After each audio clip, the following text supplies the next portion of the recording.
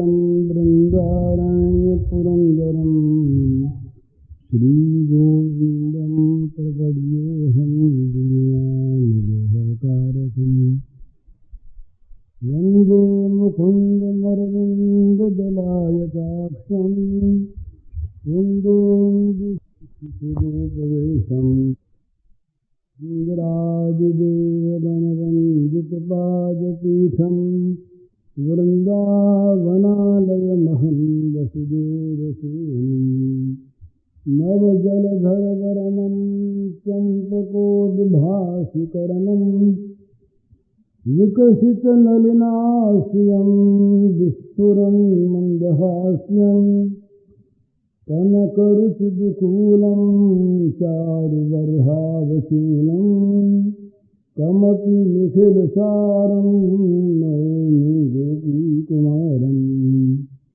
वंशी विभूषितकरान्नवनीरदाभात् पीताम्बरादरुणबिम्बफलाधरोष्ठात् पूर्णेन्दुसुन्दरमुखादरविन्दनेत्रात् कृष्णात् परं किमपि तत्त्वमहं न जाने। श्रीहरिः अखिल चराचर विश्व के रूप में अभिव्यक्त भगवान की दृष्टि से आप सब महानुभावों के माताओं के श्री चरणों में मेरे सभक्ति नमस्कार। गुरुजनों महात्माओं के श्री चरणों में विशेष नमस्कार। उच्चासन पर बैठने के लिए क्षमा प्रार्थना। कई प्रश्नों के पन्ने आए हैं और ये पद ही सामने। प्रश्नों का उत्तर संक्षेप में देने की चेष्टा की जाती है। रात कुछ बात हुई थी इस एक प्रश्न के संबंध के प्रश्न को लेकर। मृत्यु अनिवार्य है और मनुष्य के मृत्यु का निश्चय जन्म से पूर्व ही हो जाता है। अकाल मृत्यु बहुत कम हुआ करती है, प्राय नहीं हुआ करती। चाहे छोटी उम्र में मृत्यु हो चाहे बड़ी उम्र में मृत्यु हो,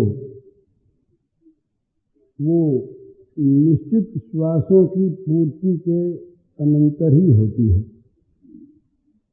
और किसी शाप वरदान से, किसी दूसरे का के द्वारा, किसी दृढ़ संकल्प से अपनी उम्र दी जाने पर अथवा किसी अत्यंत प्रबल कर्म के तुरंत प्रारब्ध बनकर फलदानोन्मुख हो जाने पर कहीं कहीं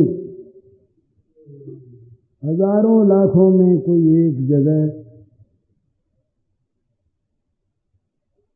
निश्चित समय बदल भी जाता है। जैसे सत्यवान को वरदान मिल गया, आयु बढ़ गई, इसी प्रकार। परंतु वैसी बातें बहुत कम होती हैं, नहीं होती। तो मरने वाले तो हम सभी हैं, अतएव सबको मन में ये निश्चित धारणा कर लेनी चाहिए कि मरना है और मरना कब होगा ये हम नहीं जानते, है तो निश्चित। अतएव मरने से पहले पहले मानव जीवन में जो कुछ कर्तव्य है उसे कर लेने की चेष्टा और त्वरा होनी चाहिए। वो काम सबसे पहले करने का है और काम पीछे। मानव जीवन के जो भौतिक कार्य हैं वे कार्य तो न मालूम कितनी बार भौतिक जीवनों में हम हम कर चुके हैं, और प्रारब्धवश जो कुछ मिलना जाना है वो अपने आप ही मिल जाएगा, चला जाएगा। लेकिन जो काम अब तक नहीं हो पाया और जिस काम के करने के लिए मानव शरीर भगवान ने दिया कृपा पूर्वक, वो काम पहले कर लेना है। निर्देह माद्यम सुलभम सुदुर्लभम प्लवम सुकल्पम गुरु कर्णधारम मयानुकूलेन नभस्वचेतम पुमान भवाभ्युम न तरेत आत्मा। ये भवसागर से तरने की बड़ी सुंदर नौका मानव शरीर भगवान की कृपा से उपलब्ध हो गई। भगवान की कृपा है ही संत मिल गए खेने वाले। इस अवस्था में भी जो भवसागर से नहीं करता वो आत्महत्यारों की गति को प्राप्त होता है। तो मानव का सबसे पहला और सबसे अंतिम कर्तव्य है भगवत प्राप्ति के मार्ग पर आरूढ़ हो जाना, उधर लग जाना। यदि कहीं बीच में कार्य रह गया, रहता नहीं, क्योंकि भगवत प्राप्ति के मार्ग में लगने में जितना विलंब होता है, ठीक ठिकाने से लग जाने पर पहुंचने में विलंब नहीं होता, क्योंकि पहुंचना कहीं है नहीं। जहां हम जाते हैं वहां आगे से आगे वो मौजूद है।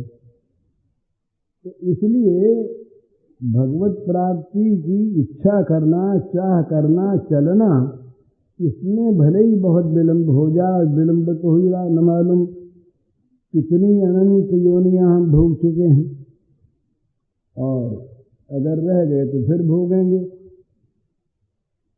तो इसी जन्म में ही हो जाए, पर यदि कदाचित न हो, योग भ्रष्ट भी हो गए, बीच में साधन रह गया, तो पूर्वाभ्यास न चेनैव ह्रियते ह्यवशोपितः, पूर्वाभ्यास बस अगले जन्म में फिर हम उसी पथ पर आरूढ़ हो जाएंगे, भगवान को प्राप्त कर लेंगे।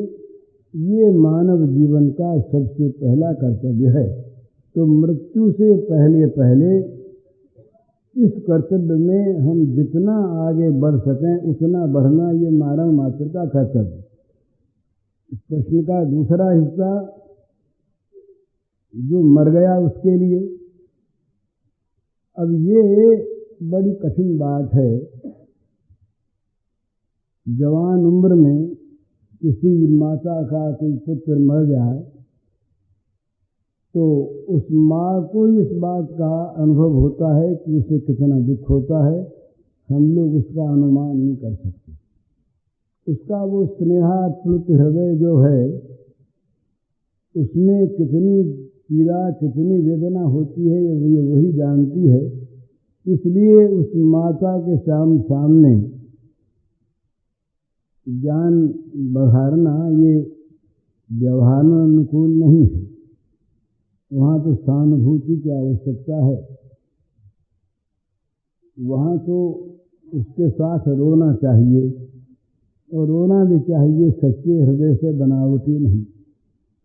और सहानुभूति उसी का नाम है कि उसकी अनुभूति जैसी है वैसी अनुभूति अपने को होने लगे, उसका दुख अपने में आके उतर जाए, वो ये समझे कि मेरे समान मेरा साथी कोई रोने वाला है, उसको सांत्वना मिलती है।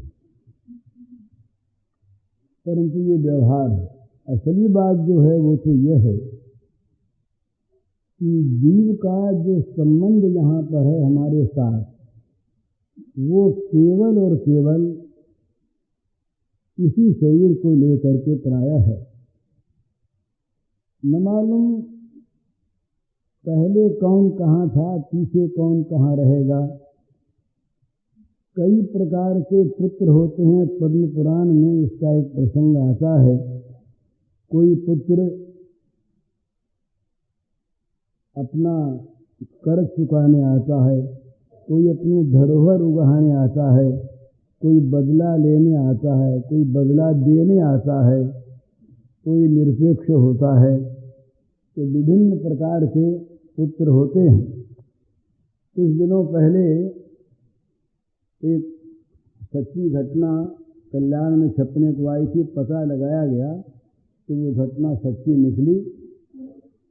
एक सन्यासी महोदय की लिखी वो घटना थी। मुझे इस समय नाम वाम याद नहीं है। उन्होंने लिखा कि पंजाब के किसी गांव में वो रहते थे। दो मित्र थे, दोनों बंबई गए धन कमाने के लिए, गृहस्थ थे। और वहां पर जाकर रुई का कोई सौदा किया। उस सौदे में वो प्रारब्धवश बहुत सा रुपया आ गया।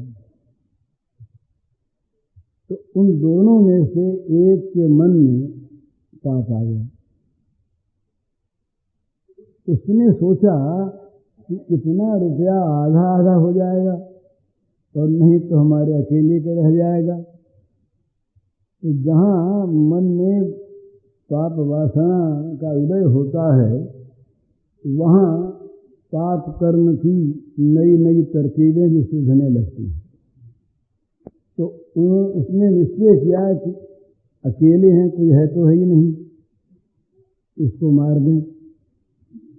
और मार के किसी बोरे में रख कर और दूर समुद्र में डाल आए और पैसा घर ले जाए। इस योजना के अनुसार उसने ऐसा ही किया। उसको मार दिया, अपने मित्र को मार कर एक बोरे में डालकर दूर समुद्र में कहीं डाली आया।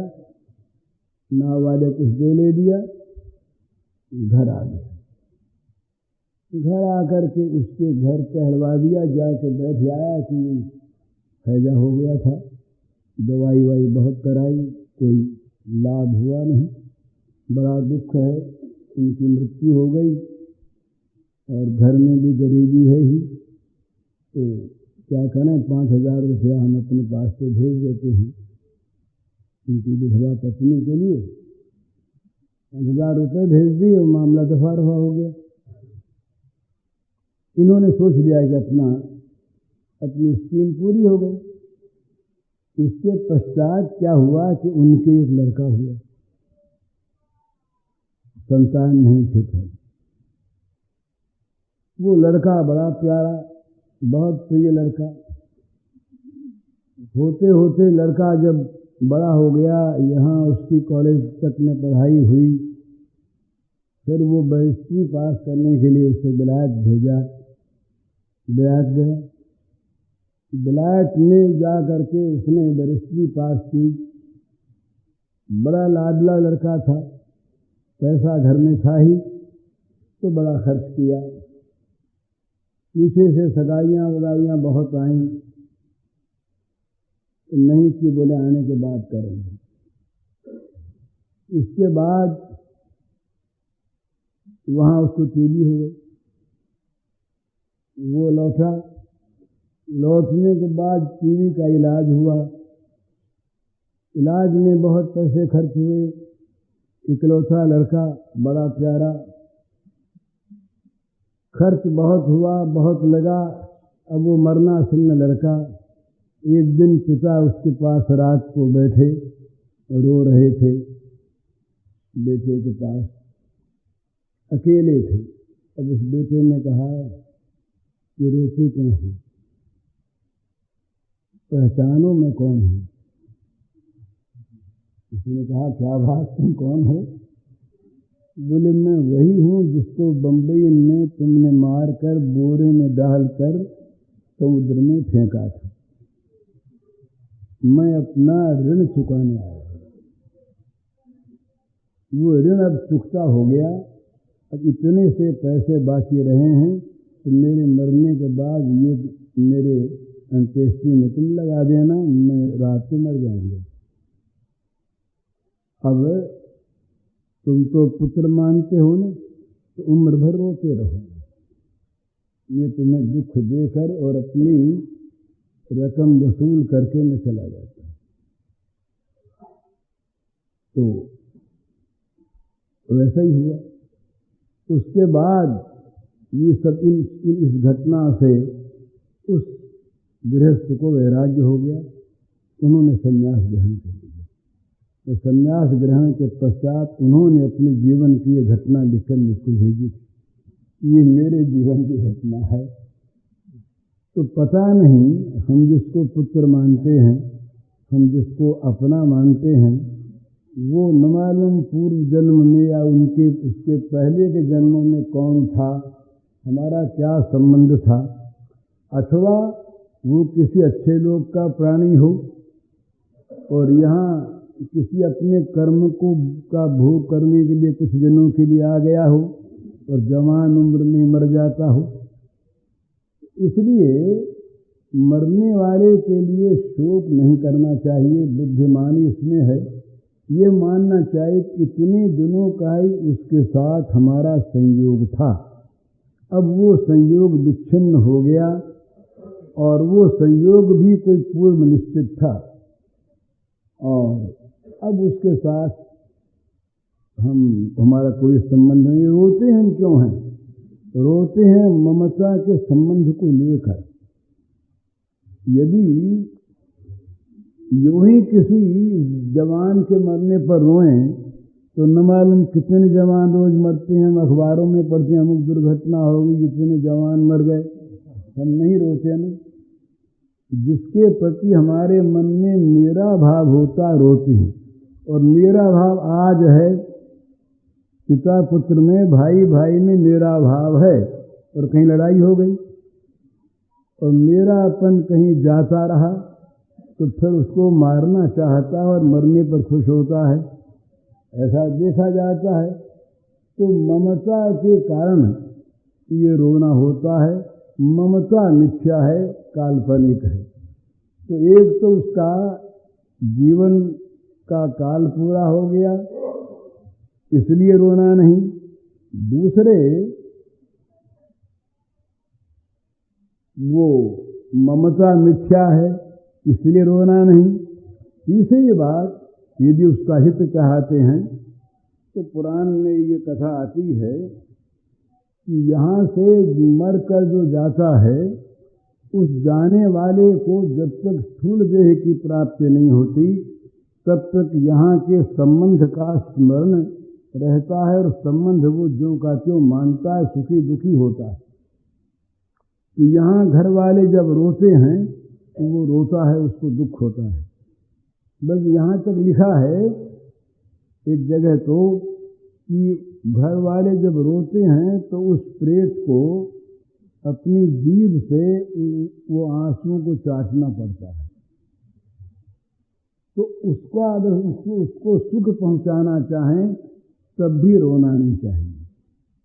दो बात है, धैर्य रखें, धैर्य रखकर अपने आप को इस योग्य बनावें कि उसकी मृत्यु को देखकर हमारे मन में जगत के स्वरूप का भान हो। यहाँ सब क्षणभंगुर है, सब विनाशी है, सब जाने वाला है, हम भी जाएंगे। जगत से वैराग्य हो। मरने वालों को देखकर वैराग्य होना चाहिए, मरने वालों को देखकर राग से रोना नहीं चाहिए। ये समझदारी की बात है। तो वैराग्य हो और मन और भी भगवान में लगे कि जैसे ये मरे ऐसे हम मर जाएंगे। मरने के बाद जो उसके पीछे रहे उसके साथ घर वालों को जहाँ तक बने बहुत अधिक से अधिक आदर का, प्रेम का, हित का बर्ताव करना चाहिए। एक तो वो उसका घर का आदमी गया, कोई किसी माता का पुत्र गया, किसी पत्नी का पति गया, वो घाव लगा हुआ है ही। फिर यदि घर के लोग, मित्र लोग, बांधव लोग उसके साथ दुर्व्यवहार करें तो वो बहुत बड़ा पाप है।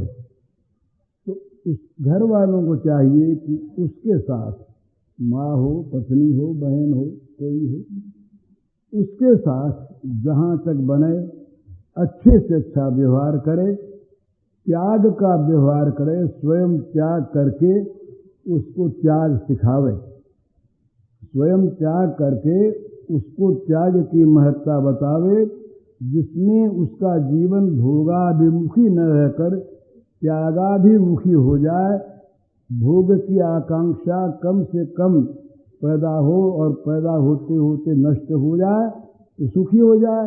ये दुख तो भोगाकांक्षा को लेकर के ही है, भोगाकांक्षा की अपूर्ति रह जाती है, पूर्ति तो कभी होने की नहीं है, पर वो मान लेता है कि कुछ पूर्ति होती, वो अपूर्ति की भावना से वो दुखी होता है। तो भोग की अगर आप आकांक्षा न रहे तो मनुष्य हर हालत में सुखी रह सकता है। तो उसके सुखी बनाने का तरीका है उसके साथ अपनी ओर से त्यागपूर्ण प्रेम से भरा हुआ आदर का, सम्मान का सद्व्यवहार, दुर्व्यवहार नहीं, और अपने त्याग के द्वारा उसको त्याग की ओर ले जाना, ये घर वालों का कर्तव्य है।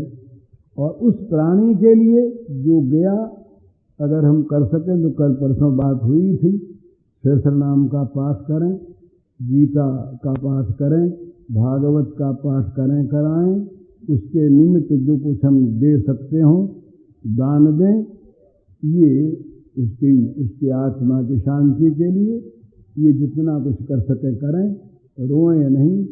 ये उसका इस प्रश्न का संक्षेप में उत्तर है। दूसरा प्रश्न है, ये भी बड़े महत्व का प्रश्न है। ये महाराज, साधना जो होती है वो व्यक्तिगत होती है वास्तव में, और अपने अपने अधिकार, अपनी अपनी रुचि, अपनी अपनी स्थिति के अनुसार होती है, सबके लिए एक सी होती नहीं। किसी की वृत्ति निवृत्ति परक है तो वो कर्म साधना में नहीं लग सकता, किसी की वृत्ति प्रवृत्ति परक है तो वो निवृत्ति की साधना में नहीं लग सकता। इसीलिए प्राचीन काल में गुरु शिष्य का अधिकार देखकर उसके योग्य साधना बताते थे। इसी प्रकार इष्ट है, कोई सौम्य रूप का उपासक है, कोई बड़े उग्र रूप का उपासक है, माँ सभी एक। और महालक्ष्मी की उपासना करने वाले के सामने अगर कहीं काली आ जाए, धूमावती आ जाए, वो छिन्नमस्ता आ जाए तो वो डर जाए। श्री कृष्ण की उपासना करने वाले, वो एक तो मयूर मुकुटी श्री कृष्ण ललित त्रिभंग, और एक वो महाकाल बने हुए, दोनों हैं तो एक है ही ना। पर कहीं रणांगन में और मुरली लेकर नाचने लगे तो वहाँ रसभंग हो जाए, और कहीं रास नृत्य में हथियार लेके आ जाए, वहाँ काल बन के आ जाए तो मामला बिगड़ जाए। तो इसलिए उपासना के स्वरूप का, उपास्य मंत्र का, उपासना की पद्धति का अलग अलग भेद होता है। प्राप्त करने की वस्तु एक ही है, दो वस्तु है नहीं, नाम भिन्न भिन्न है, मार्ग भिन्न भिन्न है, वस्तु एक है। तो ये प्राचीन काल के जो आश्रम होते थे और आजकल के जो आश्रम होते हैं, इनमें अंतर है। काल का अंतर पड़ गया, जरूरतों का अंतर पड़ गया। उस समय जितने वन थे वे सब के सब स्वतंत्र थे।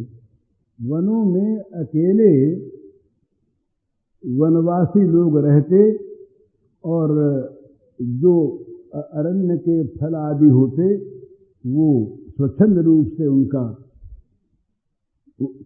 उपयोग करते। आज तो प्रत्येक पेड़ पर कहीं PWD का और कहीं किसी का नंबर लगा हुआ है, कोई बेचारा सन्यासी अकेला रहे कहीं पर, किसी पेड़ का फल नहीं तोड़ सकता, उसके लिए इंतजाम करना पड़ेगा। अलग अलग बात है ना, अलग अलग समय है। तो उस समय के आश्रम, उस समय गृहस्थ लोग अपने आप आते थे, तो त्याग की भावना अधिक थी और उस समय छल भी कम था। उस समय अभी अभी मेरे पास परसों एक पत्र आया है, एक कोई रामायणी है लखनऊ के आसपास के, नाम तो मैं भूल जाता हूँ, उनका पत्र है कि हमारे यहाँ एक वैष्णव साधु आए।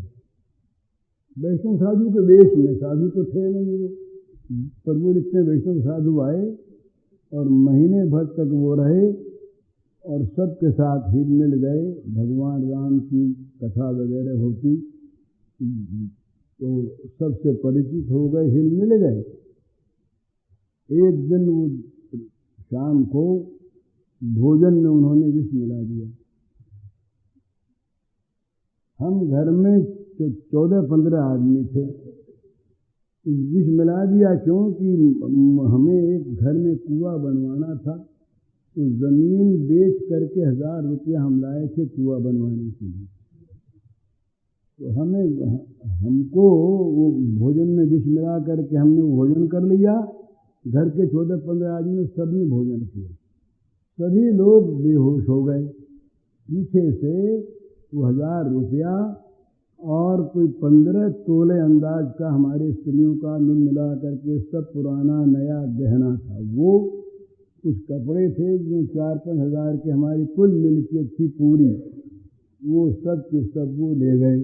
भगवान की दया, वो लिखते हैं कि भगवान की दया कि हमने उसका प्रसाद लगा दिया था भोजन का पहले, प्रसाद के कारण से हम लोगों के प्राण बच गए। 30 घंटे बाद हम लोगों को पेट हो गया, किसी को 30, किसी को 32। अब ये ठग साधु बन जाए, इसका कोई क्या करे। और ठगी कहीं आश्रम बना के बैठ जाए तो उसका सच्चे साधु क्या करें। तो प्रश्न ये है, उसमें एक प्रश्न है, वो लिखते हैं कि एक साधक साधना की जिज्ञासा से निकलता है, वह किसी संस्था या महापुरुष के सहयोग की आकांक्षा करता है।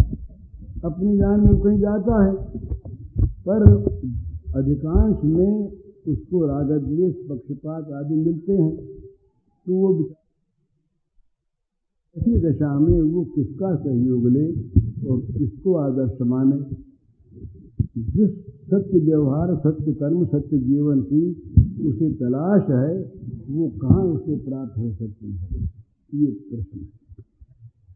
तो इसका सीधा उत्तर तो ये है कि अपने आप को देखे, जिस स्थान से, जिस संग से, जिस स्वाध्याय से, जिस साधन से अपने अंदर दैवी संपत्ति बढ़ती हो, भगवान में रुचि बढ़ती हो, भोगों से रुचि हटती हो, समझना चाहिए कि वो हमारे लिए उपयुक्त स्थान है, उपयुक्त महात्मा है, उपयुक्त आश्रम है, उपयुक्त साधन है।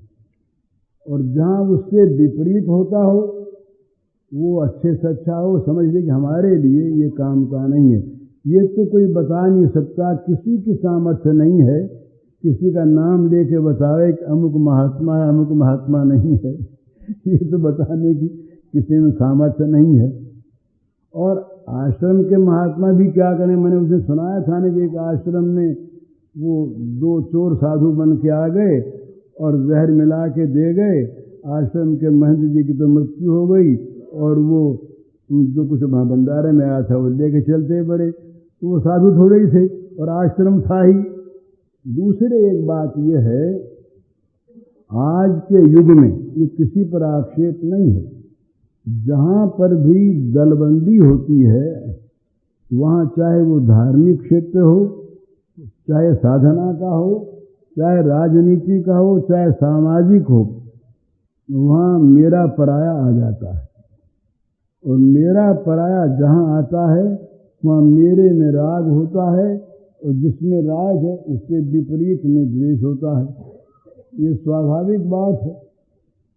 तो राग द्वेष से रहित तो अपने मन को करना है, राग द्वेष से रहित स्थान ढूंढने की आवश्यकता नहीं है। तो ये कहाँ मिले ऐसे महात्मा, जहाँ आप चाहें वहीं मिल जाएंगे। भगवान में आप विश्वास करके भगवान को पकारिए। विजय कृष्ण गोस्वामी ने, नहीं वो सतीश बाबू एक थे, सतीश चंद्र मुखर्जी, वो कलकत्ते के नेशनल कॉलेज के प्रिंसिपल थे। वो विजय कृष्ण गोस्वामी के शिष्य थे। उन्होंने मुझसे बताई थी ये बात। अब उनका देहावसान हुआ, काशी में रहते थे। सचमुच वो स्वयं महात्मा थे।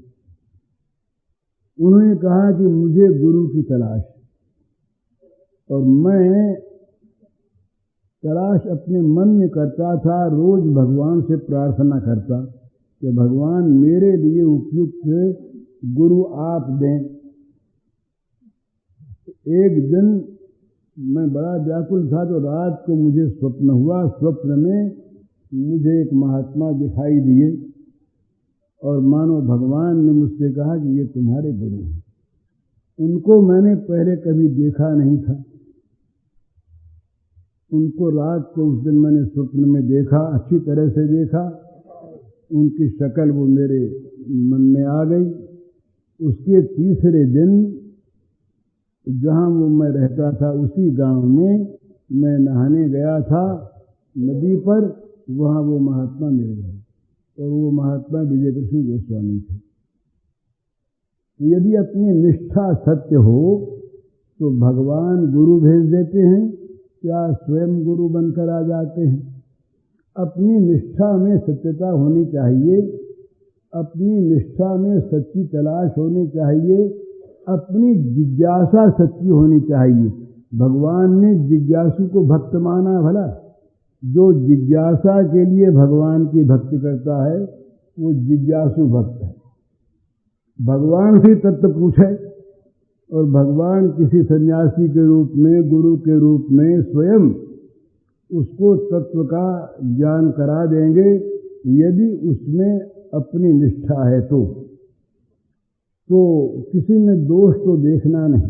ये होता है दोष तो जहाँ गुणों का संसार है वहाँ सत्वगुण के साथ रजोगुण भी है, तमोगुण भी है। तो किसी भी आश्रम में आप जाएंगे वहाँ सब के सब आपको सतोगुणी मिल जाएं, ऐसी आशा नहीं करनी चाहिए। तमोगुणी भी आते हैं, तब तमोगुणी आगे सतोगुणी बन जाते हैं आश्रम के अच्छे वातावरण में। और कहीं नकली आश्रम हो तो सतोगुणी वहाँ आकर के तमोगुणी बनने लगते हैं या भाग जाते हैं, वहाँ रह नहीं पाते। तो इसलिए वो तो सभी जगह फैली हुई चीज़ है, उससे निराश होने की आवश्यकता नहीं है। बस अपने आप को देखता रहे कि हमारी उन्नति हो रही है। यानी उन्नति माने चारित्रिक उन्नति, उन्नति दैवी संपत्ति की उन्नति, उन्नति अपने साधन में उन्नति, भगवान की ओर रुचि में उन्नति। ये अगर हो रही है तो हम कहीं पर भी हैं वहाँ ठीक हमारा चल रहा है। और ये नहीं हो रही। और एक बात अपनी ये बहुत ध्यान रखने की है, साधक दलबंदी में न फंसे। साधक के लिए ये खास बात है, वो अगर किसी दलबंदी में फंसा तो दल हो जाएगा प्रधान और साधना हो जाएगी गौण। उसके लिए न तो दलबंदी में फंसना है न विवाद में फंसना है। गुरु ने, भगवान ने अपने मन में उसको जो कुछ भी मार्ग बता दिया, भगवान की कृपा के भरोसे उस मार्ग पर वो चलता रहे। इतना देख ले कि पाप का मार्ग तो नहीं है ना, तमोगुणी तो नहीं है ना, उस मार्ग पर वो चलता रहे। भगवान अपने आप आगे से आगे रास्ता बताने वाले उसके पास भेज देंगे, रास्ता उसे मिलता रहेगा। भगवान जो है ना, कि जरा विश्वास करिए, भगवान न तो अल्पज्ञ हैं, न वो अंधे हैं, न उनके दयालुता में कहीं कमी है, न उनके ज्ञान में कमी है, और न वो ये नहीं कि एक की बात वो जाने औरों के न जाने। जितने संसार में जीव जंतु हैं सबके मन के वो निरंतर जानने वाले हैं, सबकी बात जानते हैं और सबकी व्यवस्था करने की उनमें शक्ति है। तो जो भगवान की ओर चलना चाहता है, भगवान तत्काल जान लेते हैं कि मेरी ओर चलना चाहता है। जो उनको चलना चाहता है भगवान उसको चलना चाहते हैं। ये भगवान ने अपना एक नियम घोषित कर दिया, ये था माम प्रपद्यन्ते तां तथैव भजाम्यहम्, जो मुझको जैसे भजेगा उसे मैं भजूंगा। तो भगवान की जो चलना चाहेगा भगवान उसको चलना चाहेंगे, भगवान को जो चलना शुरू कर देगा भगवान उसको कर देंगे। अब स्पीड तो अपनी अपनी, चाल की गति तो अपनी अपनी है ना। अरे चींटी में और गरुड़ में ये समझौता हो गया, चींटी से गरुड़ ने समझौता कर लिया कि तुम मेरी ओर चलोगी मैं तुम्हारी ओर चलूंगा, पर दोनों की चाल तो अलग अलग है ना। चींटी चलेगी अपनी चाल, गरुड़ चलेगा अपनी चाल। अब गरुड़ को आज कितनी देर लगी, तो भगवान चलेंगे अपनी चाल, साधक चलेगा अपनी चाल। तो भगवान का तो क्या संकल्प और संकल्प की सिद्धि ये दोनों साथ साथ रहते हैं। उनके संकल्प करने के बाद सिद्धि हो सो नहीं, संकल्प सिद्धि साथ साथ। तो जहां भगवान ने चाहा कि हम उससे मिलें वहां मिल जाएंगे। इसलिए भगवान पर विश्वास करके भगवान की ओर चलना शुरू कर दीजिए, आपको मार्ग बतलाने वाले मिल जाएंगे, आपको सच्चे संत मिल जाएंगे, आपको हाथ पकड़ कर ले जाने वाले मिल जाएंगे, भगवान तक पहुंचाने वाले मिल जाएंगे। और कोई नहीं मिलेंगे तो स्वयं भगवान ये जिम्मा ले लेते हैं कि जो मेरी शरण में आता है, जो मेरा हो जाता है, जो मुझ पर निर्भर करता है, उसको मृत्युरूप संसार सागर से मैं पार कर देता हूं तुरंत। देशामहम समुद्धरता मृत्यु संसार सागरात भवामि न चिरात् पार्थ मैया विशित चित्तसाम। जो मुझ में आवेशित चित्त हैं उन लोगों को संसार सागर से पार करने वाला मैं होता हूं बहुत शीघ्र। तो फिर क्या कमी है, क्या निराशा की बात है? वो स्वयं जब पार करने को प्रस्तुत हैं और केवल शर्त एक ही है, उन पर निर्भर करो, बस उन पर निर्भर करिए, उनकी ओर चलना शुरू करिए। वो जो बातें आपको चाहिए, योगक्षेमं वहाम्यहम्, जो वस्तु आपको चाहिए अप्राप्त है उसकी प्राप्ति का जिम्मा वो लेते हैं, योग का जिम्मा लेते हैं। और जो वस्तु प्राप्त है रहनी चाहिए आपके पास उसकी रक्षा का जिम्मा वो लेते हैं। जिम्मा ही नहीं, यहाँ तक जिम्मा दूसरे के द्वारा करवा दें सो नहीं। ये महाराज बहुत आगे बढ़ रहे, भगवान से रहा नहीं गया, भक्तों के इतने वश में हो जाते हैं। अहम वहामी, मैं स्वयं उस भार को ढोता हूं, दूसरे से काम करा दे ये भगवान को पसंद नहीं है। अपने भक्त का काम भगवान दूसरे से करा दे।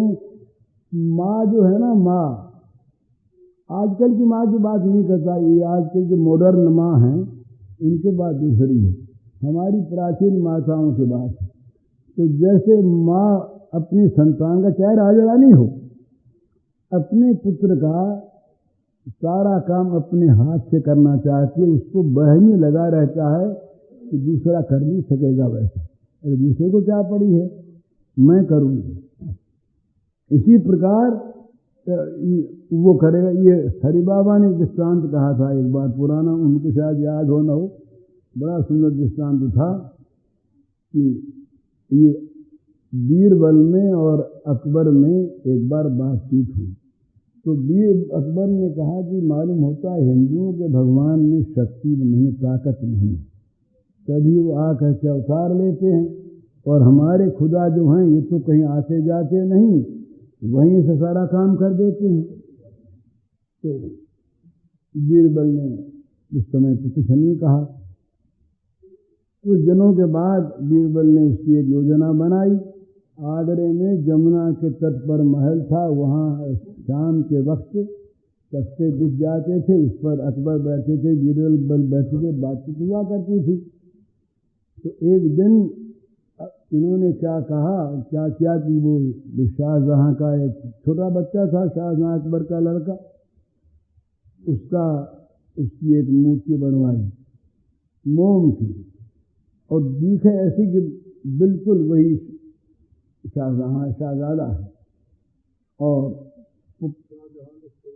शाहजहां नहीं, वो क्या रहा, जहांगीर था, भूल गया मैं, जहांगीर था। तो जहांगीर की वैसी मूर्ति बनवा दी, लगे ठीक वैसा ही, वैसी पोशाक बना दी, अपने पास बैठा लिया। जब बैठे बातचीत कर रहे तो योजना पहले की थी, उसको धक्का दे दिया। धक्का दिया तो जमुना में गिर पड़ा। हाँ क्या हुआ, शहजादे गिर पड़े। तो बादशाह कूदे, बीरबल भी कूदे। बीरबल की सारी योजना थी, बीरबल पहले ही निकाल के रख लिया। बादशाह भी आ गए, बादशाह पुचकारने लगे। बादशाह से कहा बीरबल ने कि जहाँ पना आप क्यों कूदे, भला हम लोग सारे यहाँ पर सेवक मौजूद ही थे।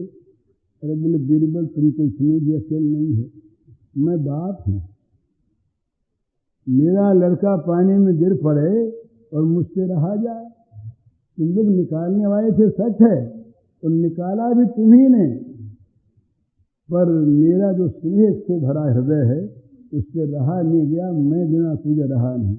तो बीरबल ने बोला हमारे भगवान तो स्नेह से भरे हैं, उनमें शक्ति तो है, वो सब कुछ कर सकते हैं, परंतु वो जब अपनी संतान को दुखी देखते हैं तो उनसे रहा नहीं जाता।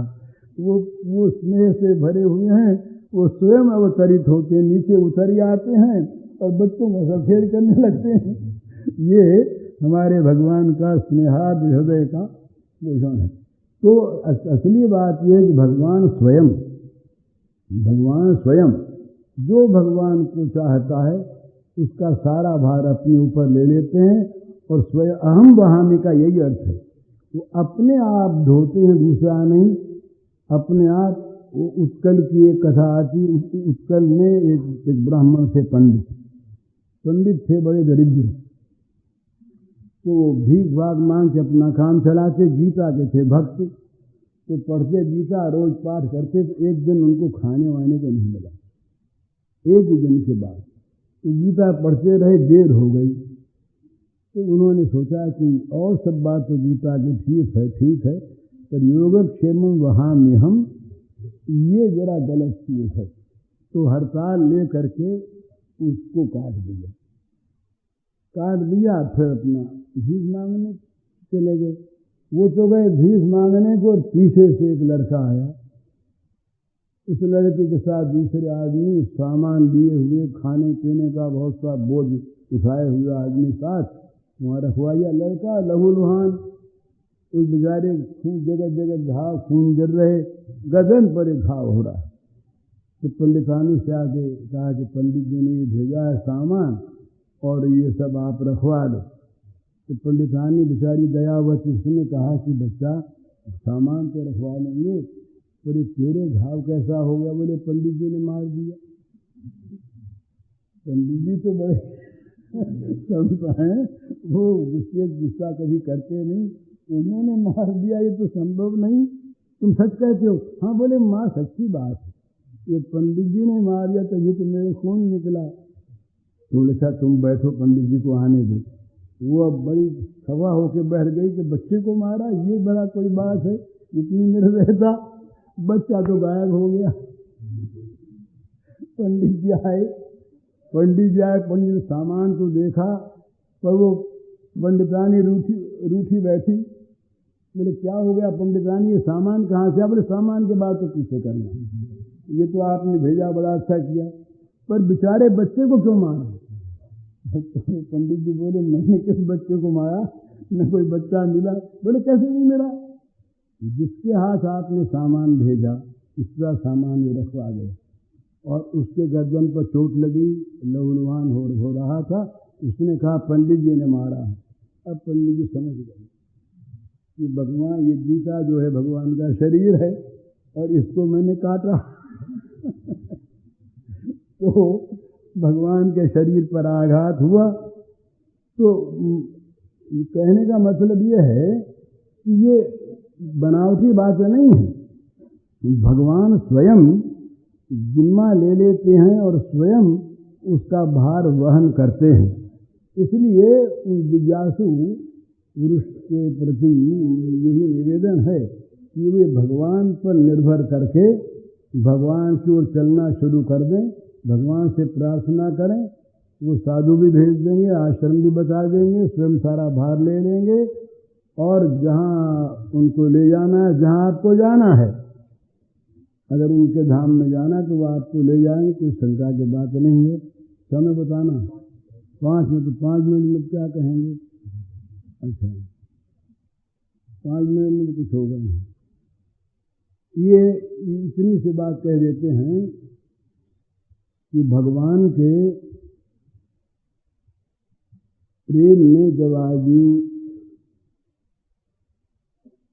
निमग्न हो जाता है तो उसमें तरंगें आती हैं। ये चैतन्य महाप्रभु रहे, ये इनकी जो गंभीरा लीला है पूरी की, इसमें कभी तो इनके बड़ा हर्षोन्माद होता था और कभी इतना ये रोते थे कि वो फव्वारे छूटते थे, आंसू के, आंसू की धारा नहीं बहती, फव्वारे छूटते, वहाँ एक कुंड था, वो कुंड आंसू से भर जाया करता था। और इतने में कभी कभी वो दिखने लगते श्याम सुंदर, तो हर्षोन्मत्त हो जाते। तो इसी प्रकार से ये पूर्व राग एक इस प्रेम के इस साम्राज्य में एक पूर्व राग होता है। वो भगवान के चरित्र को सुनकर, गुण सुनकर, नाम सुनकर, मुरली ध्वनि सुनकर, उनको स्वप्न में देखकर, उनको देखकर इत्यादि अनेक प्रकारों से उस राग का उदय होता है। तो वो राग का उदय होता है तो राग की जो मूल वस्तु है वो तो हो जाती है उसकी नित्य की वस्तु, उसकी स्मृति, वो तो सामने दिखता है, वो चीज तो हटती नहीं। लेकिन वो जो प्रत्यक्षता थी वो है नहीं, तो प्रत्यक्ष नहीं होती तो उसको तो वो याद करता है, और फिर जब वो उसके मानस में वो चीज सामने आती है फिर तो उसको भूल जाता है, फिर उसे याद करता है। इस प्रकार उसकी एक परिस्थिति होती है जिसमें वो एक पल में अधीर हो जाता है, एक पल में वो अत्यंत आंदोलनमत्त हो जाता है। इस प्रकार उसकी स्थिति चलती है उस प्रेम में। उसी स्थिति का ये किसी दिन श्री राधा ने या किसी गोपी ने भगवान को कालिंदी के तट पर देख लिया, और देखते ही उनको पूर्वराग का उदय हो आया। तो उसके बाद वहाँ से हटना पड़ा। तो हटने के बाद जो स्थितियाँ हुई हैं उसके अनेकों प्रकार के वर्णन है, और वो कवियों की कल्पना तक सीमित नहीं है। वो प्रेम राज्य की वास्तविक अनुभूतियाँ हैं, पर वो अनुभूति तो सबको होती नहीं, इसलिए उसको कल्पना मानते हैं और कभी लोग कल्पना भी करते हैं। तो इसलिए उसका ठीक निराकरण तो नहीं हो सकता कि कौन सी कल्पना है और कौन सी सत्य है, पर वो सत्य अनुभूतियाँ होती हैं, इसमें कोई संदेह नहीं। तो उसी प्रकार की ये बात है कि वो पता नहीं कुछ रात जब उसका पता नहीं कब संध्या भोर जागृत स्वप्न दिखाई देता, श्याम सदा मेरा चित चोर, भूल गई मैं नाम धाम निज, भूल गई सुधि हूँ मैं कौन। ये जब प्रेमोन्मत्तता होती है तो जगत की अपनी विस्मृति हो जाती है, केवल एक स्मृति वहाँ पर जागृत रहती है। वो स्मृति रहती है उस देखे हुए की, उस सुने हुए की, उस जाने हुए की जो है।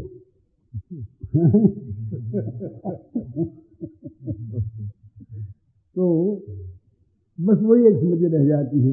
उसी में से बीच बीच में कई प्रकार की तरंगें उठती हैं, वो तरंगें सब पवित्र होती हैं। एक बात बहुत ध्यान में रखने की, हमेशा ध्यान में रखने की प्रेम राज्य की, कि जितनी तरंगें होती हैं प्रेम राज्य की सारी की सारी त्यागमयी होती है। एक बात बहुत ध्यान, भोगमयी होती है। प्रेम में भोग की ओर दृष्टि जाती नहीं, होती नहीं, रहती नहीं, जा सकती ही नहीं। जहाँ प्रियतम के लिए त्याग है वहीं प्रेम का प्रारंभ है। जहाँ भोग है वहाँ बिल्कुल प्रारंभ नहीं। काम अंधतम प्रेम निर्मल भास्कर। जहाँ कामना है वहाँ अंधेरा है, वहाँ अंधकार है, वहाँ प्रेम नहीं है। और जहाँ प्रेम है वहाँ तो निर्मल भास्कर का उदय है, वहाँ तो प्रकाश ही प्रकाश है। उस प्रकाश में, उस सात्विक प्रकाश में कहीं पर भी भोग की कालिमा नहीं है, भोग का कम नहीं है, अंधकार नहीं है। तो तरंगें उठती हैं, सारी तरंगें प्रकाशमयी, आनंदमयी, सत्वमयी, त्यागमयी और रसमयी होती है। उन्हीं तरंगों का इनमें कुछ वर्णन है। अब समय हो गया, फिर कहीं बात। जय सीताराम सीताराम सीताराम, जय जय सीताराम सीताराम सीता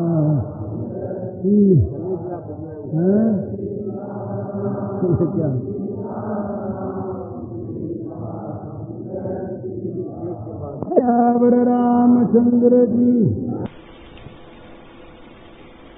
पूज्य श्री भाई जी के इस प्रवचन का शीर्षक है किसी प्रिय के मर जाने के उपरांत हमारा कर्तव्य और गुरु के खोज में लगे साधक के लिए उपयोगी बातें।